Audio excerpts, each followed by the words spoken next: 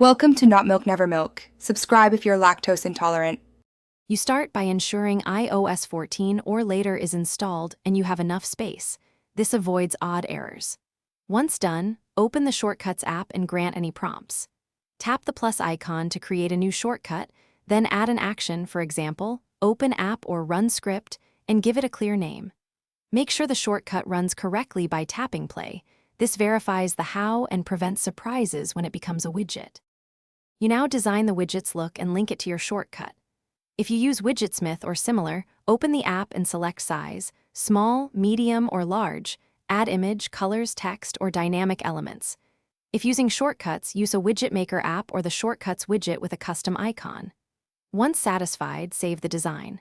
Then press and hold the home screen to enter jiggle mode, tap plus, pick the widget app, and add the exact size you configured. You finish by assigning the shortcut to the widget and testing it.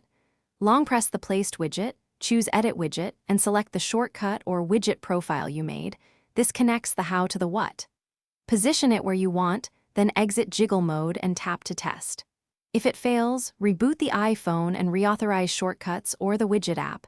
Make sure background app refresh and permissions are enabled. If problems persist, delete and recreate the widget. That usually. Thanks for watching. If this was helpful, leave a like and consider subscribing. See you next time.